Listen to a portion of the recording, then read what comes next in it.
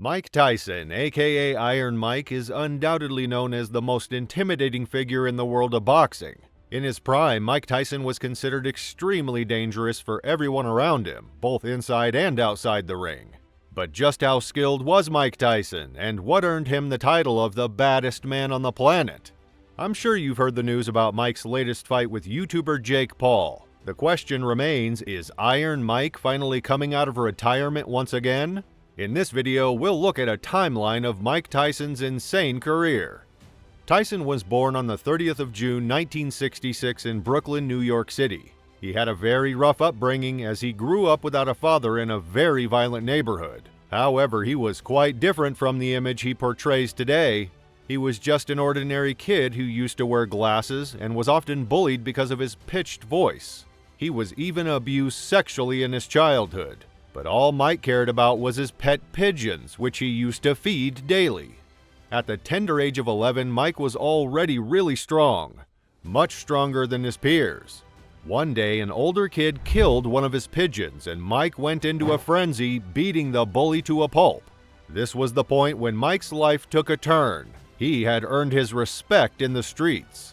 He joined a gang with his newfound reputation, and by the time he was 13, he had been arrested more than 30 times, mostly for being violent and being involved in robberies. If it weren't for Bob Stewart, Mike would have ended up dead or imprisoned. Bob was Tyson's counselor in a correctional facility. Stewart was once a former amateur boxing champion who saw potential in Tyson and encouraged him to utilize his raw strength and become a boxer instead of beating people up in the street just for some cash. A few months passed by and Stewart introduced Mike to one of the most important figures in his life and career, Cus D'Amato. Cus D'Amato was a renowned coach who had trained the former heavyweight champion Floyd Patterson and the light heavyweight champion Jose Torres. D'Amato, however, was also a very aged coach, as he had already turned 70 at the time and was not going to be hired as someone who could find a champion-worthy boxer anymore. Because of this, 14-year-old Mike Tyson and D'Amato developed a friendship. Cus needed a new project, and in addition to being a much-needed father figure in Tyson's life, Coach D'Amato developed a unique style of fighting that perfectly fit the explosive but short-heighted Mike Tyson. Tyson was comparatively shorter than other boxers at the time, standing at 5'10" with a reach of 5'11". However, he was extremely quick and built like a tank. Coach D'Amato's peekaboo style was perfect for Mike, and he had a low center of gravity and was very powerful. The first few matches of Tyson showed how he had perfected the peekaboo style. With his hands held up in front of his chin, he weaved and dipped, making it a challenge for his opponents to land a blow. His rapid and swift movements made Tyson almost impossible to hit, and he could counter any attacks with an uppercut that would hit his opponents like a 50-cal bullet. Mike went through rigorous training sessions and studied boxing to its core. Despite being a teenager, his body was fully developed, and he often knocked out older guys without a problem in just a few rounds. As a fresh young boxer, he won the Junior Olympics twice, in 1981 and then again in 1982. However, he still failed to qualify for the 1984 Los Angeles Olympics and decided to go pro on March 6, 1985. Mike fought his first professional fight at the age of 18 against Hector Mercedes, who lasted less than 2 minutes before falling to the ground. This fight earned Mike $500. Realizing Mike's sheer strength, D'Amato had him in the ring very often. By the end of Mike's first year of being a professional boxer, he had a record of 15-0, with only one other fighter that had survived long enough to see round 3. Then, disaster struck and Cus D'Amato passed away. He was the only real support that Mike Tyson had all his life up to that point. Nonetheless, his coaching was not disturbed as he was taken over by D'Amato's assistant, Kevin Rooney. However, Mike's mentor and father figure had disappeared from his life, which Mike considered a crucial moment in his career. As he stated, "When Cus died, I was left without direction. After that, my real problem started." Mike had already fought 27 fights before he got a title shot in less than 2 years since his professional debut.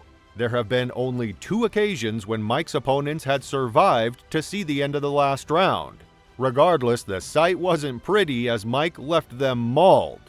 In November 1986, at the age of 20, Tyson became the youngest heavyweight boxing champion in the world by defeating Trevor Berbick.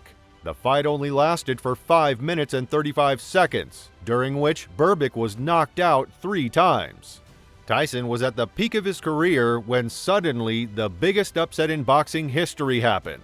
Tyson was on his way to Japan, and as he said, "I didn't want to fight, all I was interested in back then was partying and women." But what caused his sudden fall from glory? Keep watching to find out. Tokyo, January 8, 1990. Tyson entered the ring 15 pounds overweight and out of focus. He never took Douglas seriously and consistently underestimated him, with the general public also thinking they would just see another brutal beating. However, after the fight started, a man shouted from Douglas's corner, "Ain't no iron in Mike." Tyson was barely moving, and his punches were inaccurate, and to everyone's surprise, Douglas was in control of the fight, and several right-handed shots left Tyson's face severely swollen. Nevertheless, Mike landed a strong punch and Douglas fell to the ground.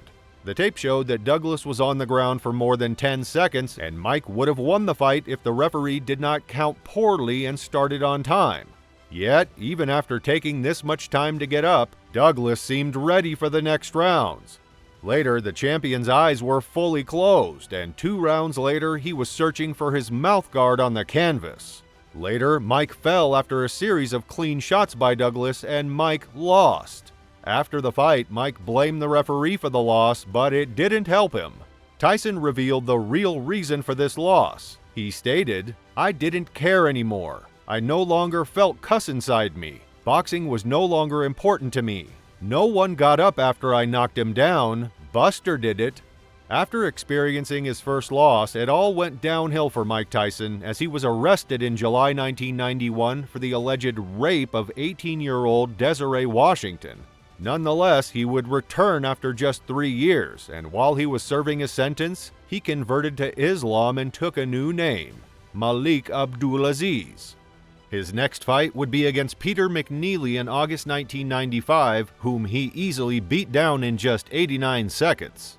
He won 2 of his heavyweight belts dominantly, and the general public was more excited than ever to see Iron Mike back in form. After that, in 1997, Mike would do something that would mark his career in history. He bit off his opponent Evander Holyfield's ear and was immediately disqualified. Later on, Mike would return to the ring in 1999.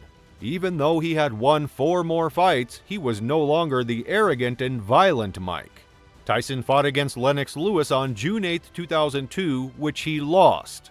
After the fight with Lewis, Tyson knocked out Clifford Etienne in the first round, which was the last highlight of his boxing career.